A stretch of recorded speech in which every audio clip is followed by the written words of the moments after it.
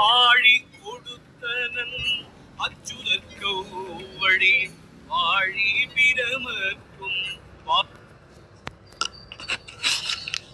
அனைவருக்கும் இனிய காலை வணக்கங்கள். ஓம் திருமூலர் திருவடிகள் போற்றி போற்றி. திருமந்திரம் 4ஆம் தந்திரம் 4வது அத்தியாயமாகிய நவகுண்டத்தில் இன்று 1025வது மந்திரம் சிந்திக்க உள்ளோம். பாடல் ஒலிக்கப்படுகின்றது.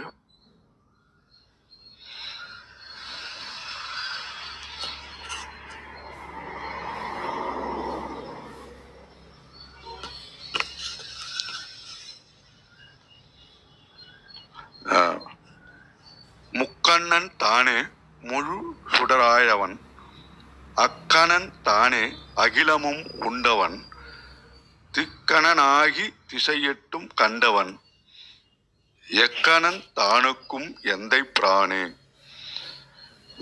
சிவபெருமானை உணர்ந்து அவனுடைய ஆற்றலை மிக அற்புதமாக அனுபவித்து சொன்ன ஒன்றாக தெரிகின்றது. முதல் வரி, முக்கணன் தானே முழு சுடராயவன், 3 கண்களை உடையவன், முழு சுடராக இருப்பவன், அக்கணன் தானே அகிலமும் உண்டவன். அவன் யாருன்னா இந்த உலகத்தையே உண்ணக்கூடிய வலிமை படைத்தவன், திக்கணனாகி திசையட்டும் கண்டவன். திசையட்டும் தெரியறது வேற, திசையட்டும் கண்டவன், எக்கணன் தானுக்கும் எந்தை பிரானே.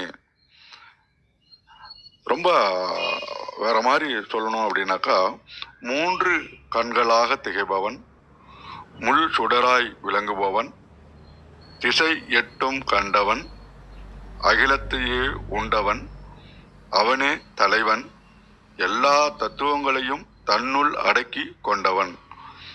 வேற மாதிரி சொல்லணும்னா, இயற்கை பேரன்பு உடையவன், அறிவு ஆற்றல்கள் உடைய சிவன் முக்கண்ணன் என்று அழைக்கப்படுகின்றான் அப்படின்னு இங்க சொல்லுகின்றார்கள். அந்த எப்பொருக்கும் அந்தத்தை கொடுக்கக்கூடியவன் இவன். இதுல இந்த முக்கண்ணன் அப்படின்னு சொல்லும்போது திங்கள், சூரியன், அக்னி, தீ அப்படின்னு சொல்றாங்க. இதுல திங்கள் அப்படின்றது இடக்கண்ணாகிய அன்பை குறிப்பதாகவும், சூரியன் என்பது வலக்கண்ணாகிய ஆற்றலை குறிப்பதாகவும், அக்னி என்பது அறிவு என்ற நெற்றிக்கண்ணை குறிப்பதாகவும் சில புத்தகங்களில் குறிப்பிட்டுள்ளார்கள். சரவணையா தளத்துல என்ன கொடுத்திருக்காங்க அப்படின்னோம்னா, பாடல் 1024 உள்ளபடி 3 கண்களையும் உடைய இறைவனை உடலாகிய குண்டத்தில் ஏதும் முழுமையான சுடராகவும் இருக்கின்றான். அந்த 3 கண்களை உடைய இறைவனே 8 திசைகளுக்கும் கண்களை உடையவனாயிருந்து 8 திசைகளையும் கண்டு எல்லா உலகங்களையும் அதில் இருக்கும் உயிர்களையும் தன்னுள் அடக்கிக் கொண்டு எல்லா தேவர்களுக்கும் தேவகணங்களுக்கும் தலைவனாகவும் இருப்பவனே என்மையும் சேர்த்து அண்ட சராசரங்களுக்கும் தந்தையாகவும் இருக்கின்றான் அப்படின்னு குறிப்பிடப்பட்டிருக்குது. மிக்க நன்றி. வாருங்கள் அம்மா கிருத்திகா அம்மா, வணக்கம். வணக்கம். எனக்கு ஒரு 2 நிமிடங்கள் தேவை. சத்யநாராயணையா, நீங்க உங்களுடைய உரையை வாசிச்சிருந்தீங்களா? நான் கலந்துக்கிறேன். சரிங்கம்மா. நன்றி. அனைவருக்கும் இனிய காலை வணக்கம். இன்னைக்கு பாடல் பாத்தீங்கன்னா 1025. எளிமையா சொல்லணும்னா, தலைவன் அவனே அப்படிங்கிறதா உணரலாம். தலைவன் அவனே, இத பல முறை திருமூலர் பல பாடல்கள் மூலமா நமக்கு புரிய வச்சிருக்காரு. அந்த வகையில மீண்டும் ஒரு நினைவூட்டலா எடுத்துக்கலாம். என்ன பாடல் அப்படின்னு பாத்தீங்கன்னா, முழுச்சுடராக விளங்குபவன் சூரியன், சந்திரன், அக்னி என்னும் 3 கண்களை உடைய சிவபெருமானே ஆவான். அந்த விதமாக கண்களை உடைய சிவனே அகிலத்தை தன்னுள் அடக்கி கொண்டுள்ளான். திசைகளில் எல்லாம் கண்கள் உடையவனாக அவன் அனைத்து திசைகளையும் காண்கின்றான். எல்லா கணங்களுக்கும் தலைவன் சிவபெருமானே ஆவான் அப்படின்னு ரொம்ப எளிமையா புரியுற மாதிரி விளக்கம் கொடுத்திருக்காங்க. இதுல இந்த முக்கண்ணா என்ன, சூரியன், சந்திரன், அக்னி, அப்புறம் 8 திசை, இதெல்லாம் மீண்டும் ஒரு நினைவூட்டலா எடுத்துக்கலாம். இன்னொரு புத்தகத்துல பாத்தீங்கன்னா இயற்கை பேரன்பு அறிவு ஆற்றல்களுடைய சிவன் முக்கண்ணன் என்று அழைக்கப்படுவான். முக்கண் திங்கள், ஞாயிறு, தீ. திங்கள் என்பது அன்பாகிய இடக்கண், ஞாயிறு என்பது ஆற்றலாகிய வழக்கண். இப்ப இடக்கண் வழக்கண் என்னன்னா அன்பு ஆற்றல்னு சொல்றாங்க. தீ என்பது அறிவாகிய நெற்றிக்கண். முக்கண்ணன் எப்பொருட்கும் அந்தத்தை செய்பவன், அதனால் அகிலமும் உண்டவன் எனப்படுவான். அவனே 8 திசைகளிலும் நீக்கமர நிறைந்து நிற்பவன். இஃது எண்தோள் முக்கண் எம்மானே என்னும் திருமுறையான் உணரலாம். உலகோர் கண்ணன் என்று எவனை கூறுகின்றனரோ அவனுக்கும் இறைவனாவான். அவனே எந்தை என்க. தான்னா அசை. அப்ப இங்க உலகோர் கண்ணன் அப்படின்னு சொல்லும்போது நம்ம திருமால்னு சில பேர் சொல்லுவாங்க, அவருக்கும் தலைவன் சிவன் தான் அப்படிங்கிற மாதிரியும் சில பேர் சொல்லுவாங்க. மொத்தத்துல தலைவன் அவனே. அகிலமும் உண்டவன்ல இருந்து சொல்லும்போது பெரு ஊழியில் உலகங்களை எல்லாம் தன்னிடம் ஒடுக்கி கொண்டவன். திக்கன அப்படிங்கிறதுல இருந்து கண்டவன் வரைக்கும் பாத்தீங்கன்னா 8 திசைகளிலும் வியாபித்தவன். எக்கணன்றானுக்கும் அப்படின்னு சொல்றது திருமாலுக்கு அப்படின்னு நம்ம பொருள் கொள்றத எடுத்துக்கலாம். மொத்தத்துல எளிமையான பாடல் தான், நினைவூட்டக்கூடிய பாடல் தான். ஏன்னா இந்த திருமந்திரம் அடிக்கடி உங்களுக்கு ஞாபகப்படுத்திக்கிட்டே இருக்கும். நீங்க வண்டி ரோட்ல இருந்து விலகி போகும்போது, கண்ட்ரோல் இழந்து போகும்போது திருப்பி குதிரைக்கு கடிவாளத்தை பிடிச்சி இழுத்து கொண்டாடுற மாதிரி உங்களுக்கு ஞாபகப்படுத்திக்கிட்டே இருக்காரு. புரிதல் அவங்களுக்கேன்னு விட்டுட்டு வாய்ப்பு தந்தமைக்கு நன்றி கூறி விடைபெறுகிறேன். நன்றி. உன் திருமூலர் திருவடிகள் சரணம் சரணம் சரணம். நன்றிங்க ஐயா. தளத்தை வழி நடத்துறீங்களா? ஃப்ரீயா இருக்கீங்களா?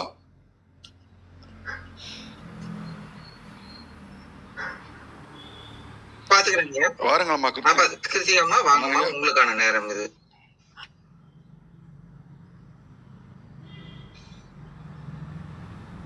நன்றி.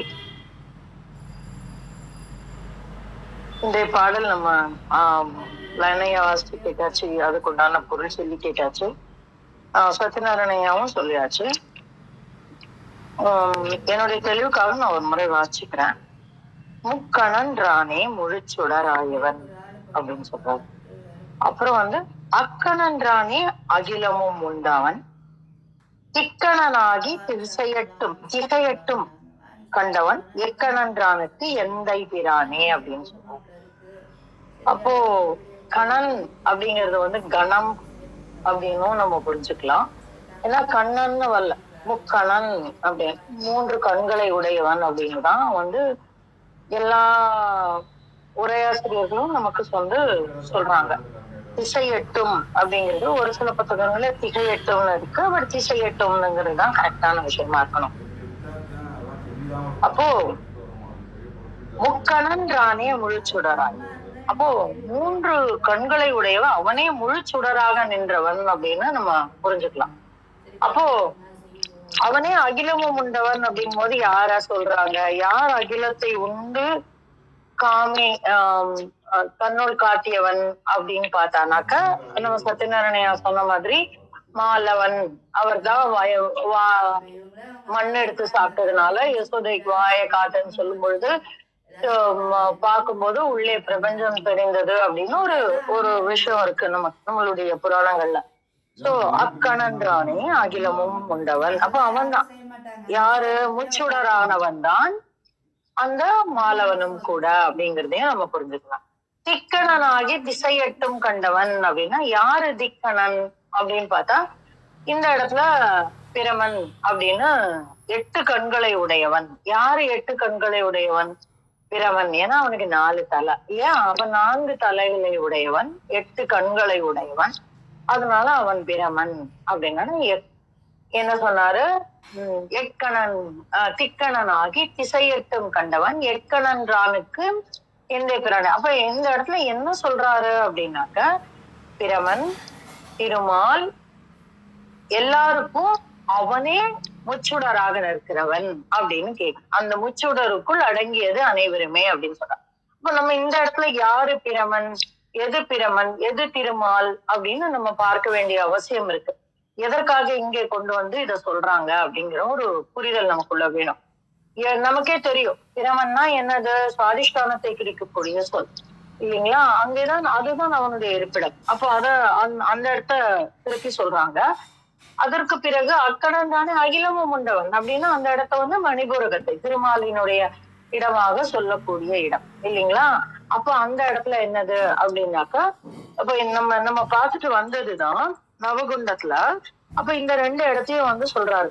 சொல்லி என்ன சொல்றாரு, அந்த முச்சுடராக நிற்பவன் ஆளுகின்ற ஒரு ஸ்திதிக்கு இந்த 2 இடத்தையும் கொடுத்துடணும் அப்படிங்கிறார். அப்படின்னா என்ன அர்த்தம், எக்கனன்றானுக்கும் எந்தை பிரானே அப்படின்றார். அப்போ இவங்க எல்லாருக்கும் அவன் தான் எந்தை பிரான். அப்போ அவனுடைய ஆளுமையின் கீழ் ஒரு எந்தை பிரான் அப்படின்னா தலைவன்னா அந்த தலைவனுடைய ஆளுமையில் இருப்பதுதான் தொண்டனுக்கு அழகு இல்லைங்களா?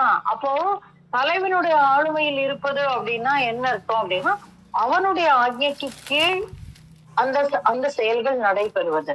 அப்படின்னா என்ன அர்த்தம், பிரமனுடைய தன்மை என்ன அப்படின்னு பாத்தீங்கன்னா, இந்த உலக வாழ்க்கை, உயிர் வாழ்க்கை, உடல் இச்சை, உலக இச்சை இதுகளுக்குள்ள அடைந்து செல்வது. அப்ப அது வந்து அவனுடைய தன்மை.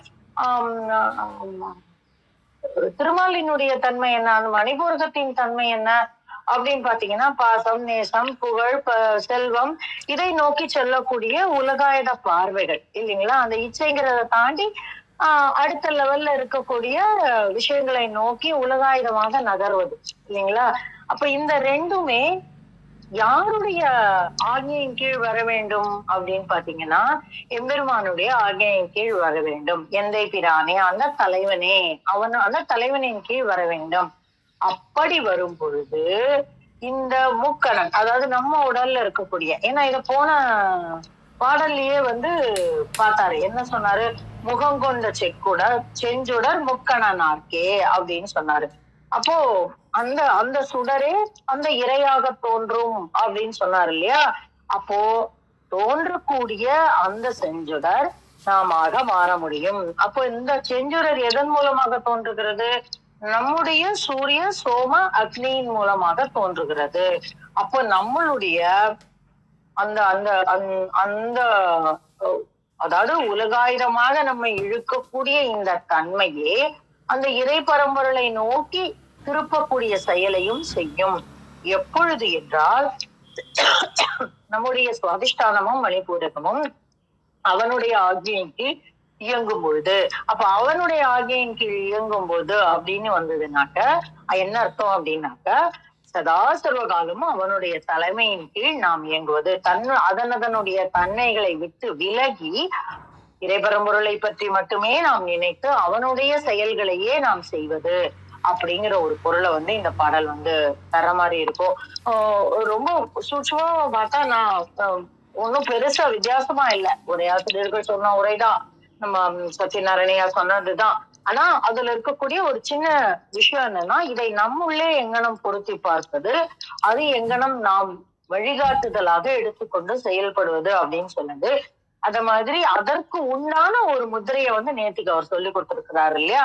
என்ன சொன்னாரு, ஜெகங்கொண்ட கை 2 தழைப்ப அப்படின்றாரு. அப்போ அந்த இடத்துல ஜெகம் அப்படிங்கிறத நம்ம நேத்திக்கு பார்த்தோம், பூமி அப்படிங்கிற ஒரு விஷயம் பார்த்தோம். அப்போ பூமி முத்திரை, நிலத்தொன்னுடைய முத்திரை எங்கனம் நமக்கு இதையெல்லாம் தாண்ட உதவுகிறது அப்படின்னு சொல்லி ஒரு முத்திரையும் சேர்ந்து நேத்திக்கு சொன்னாரு. அதனுடைய பயனை வந்து இன்று சொல்லுகிறார் அப்படிங்கிறத நம்ம புரிஞ்சுக்கலாம். மொத்தத்துல இது ரொம்ப ரொம்ப தொடர்புடைய பாடல் நேத்திக்கும் இன்னைக்கும். இதை உங்களோடு பகிர கிடைத்த இந்த காலை வேளைக்கு நன்றி சொல்லி என்னுடைய பகிர்வுகளை முடித்துக் கொள்கிறேன். நன்றி. ரொம்ப நன்றிங்கம்மா. எப்போதுமே திருமூலர் கையை பிடிச்சு கூட்டிட்டு போவாருன்னு சொல்லுவீங்க. எங்களுக்கு நீங்க விந்தியா அம்மா எல்லாரும் சேர்ந்து கையை பிடிச்சு கூட்டிட்டு போறீங்கன்னு நாங்க எடுத்துக்கிறோம். தொடர்ந்து வந்துட்டு இருக்கீங்க, வாங்கம்மா. உங்களோட விளக்கம் மற்றொரு கோணத்தை மக்களுக்கு புரிய வைக்கிற மாதிரி இருக்கு. நன்றிங்கம்மா. விந்தியா அம்மா, உங்களுக்கான நேரம் இது, வாங்க. அனைவருக்கும் வணக்கம். ஓம் நமச்சிவாய போற்றி, ஓம் நமசிவாய போற்றி, ஓம் திருமூலரே போற்றி. 1025வது மந்திரம்.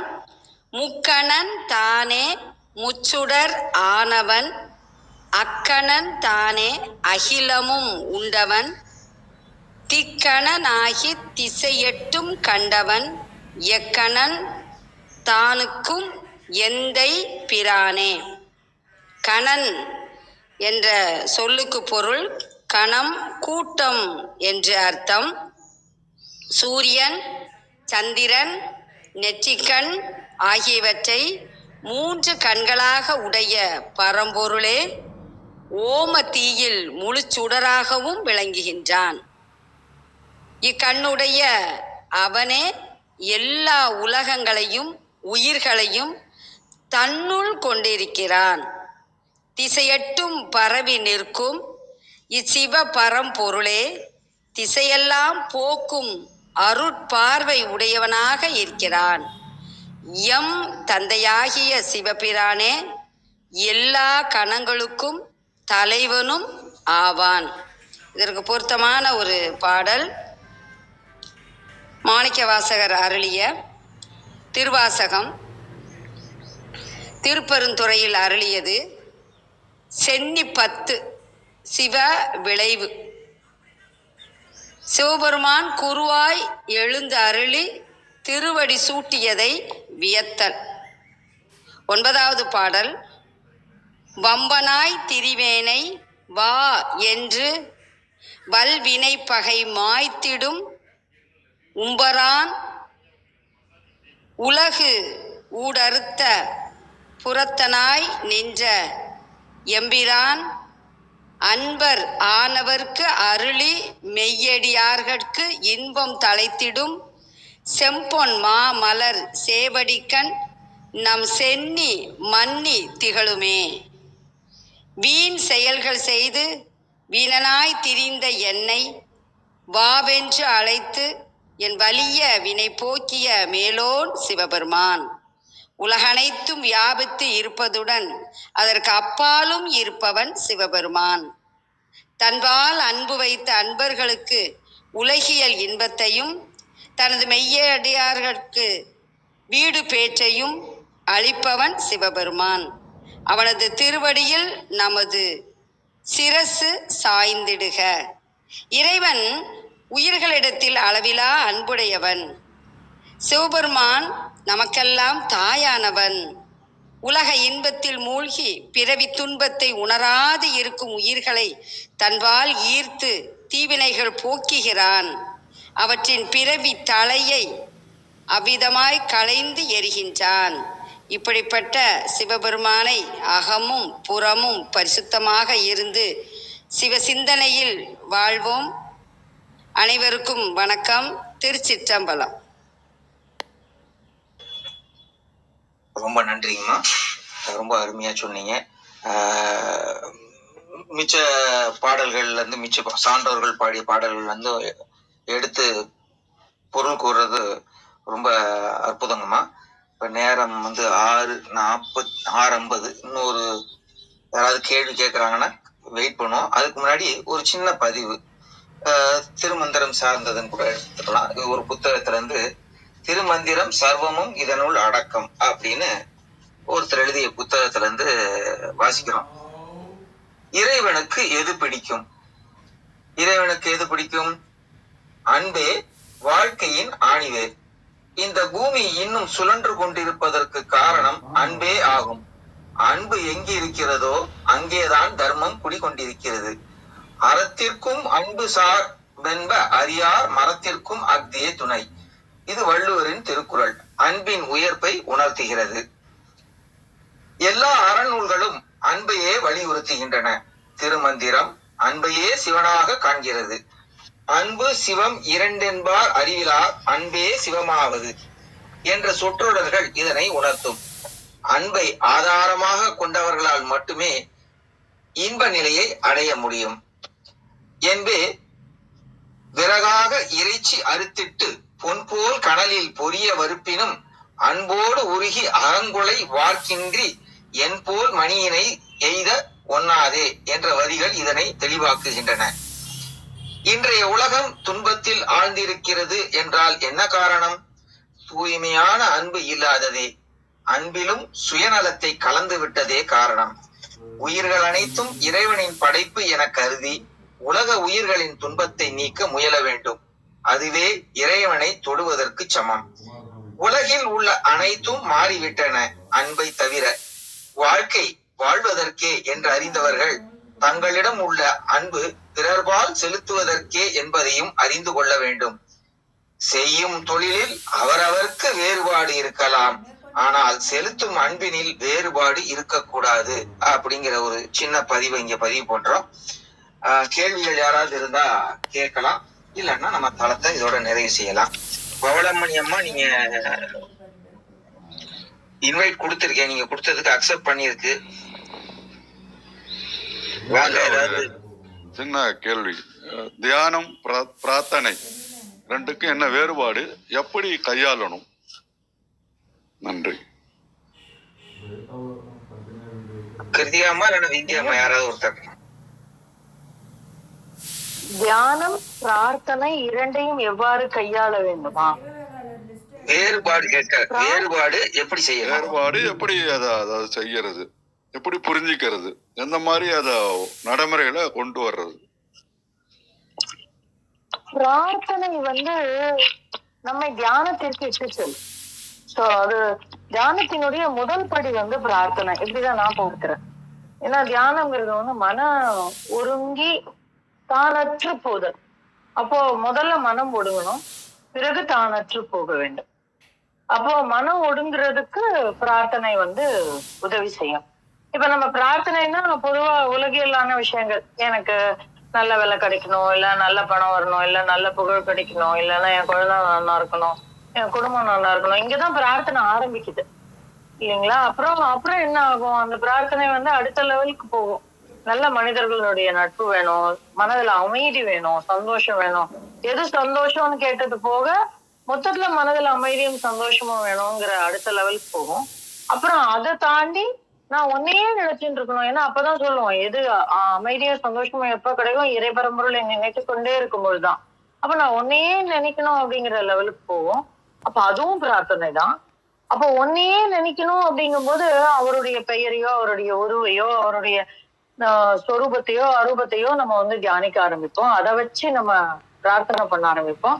அது நம்ம தியானத்திற்கு. சோ இதுதான் பிரார்த்தனை என்பது தியானத்திற்கான முதல் படி அப்படிங்கிறதுதான் நான் சொல்ல விரும்புகிறேன். புரிஞ்சுதா? உங்க கேள்விக்கு பதில் கிடைச்சதா? நன்றி நன்றி நன்றிங்கம்மா. அப்புறம் சத்யநாராயண ஐயா, உங்க பார்வையில் சொல்ல ஒருத்தர் சொன்னதை முதல்ல எடுத்த சிந்திப்போம் சந்திப்போம், அவ்வளவுதான். தளத்தை நிறைவு செஞ்சிடலாங்க. யாரு இல்லாட்டினா பவளமணி அம்மா வந்தாங்க, அப்புறம் திருப்பி போயிட்டாங்க. தளத்தை நிறைவு செஞ்சிடலாம். நன்றி நன்றி. அதான் இது ஒருத்தர் கேட்டிருந்தாங்க சாட் பாக்ஸ்ல, அதான் அந்த கேள்வி இங்க கேட்போன்னு கேட்டேன். மிக்க நன்றிங்கம்மா, நல்ல ஒரு விளக்கம். மகேந்திரன் ஐயா, நீங்க லிசனிங் மோட்ல இருக்கேன்னு போட்டிருக்காரு. ரெண்டாவது பேர் இல்ல, இப்ப வந்த போல. சரி, பேசுறாரான்னு கேட்டுக்கங்க. ஐயா மகேந்திரன் பேசுறீங்களா?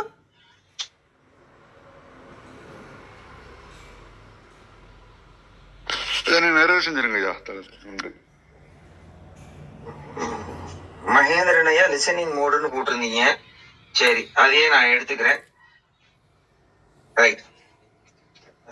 வந்திருந்த அனைத்து மெய் என்பவர்களுக்கும் தொடர்ந்து வருமாறு ஒரு வேண்டுகோளை வைத்து, இன்றைய பாடல் ஏற்கனவே உள்ள பாடல்களை சற்று ஆழ்ந்து சிந்தித்து மீண்டும் நாளை சந்திப்போம் என்று கூறி 5 எண்ணிக்கையில் விடைபெறுகிறோம். இந்த நாள் இனிய நாளாக அமைய எல்லா வல்ல இறைவனை பிரார்த்தித்துக் கொண்டு 5, 4, 3, 2, 1 நன்று.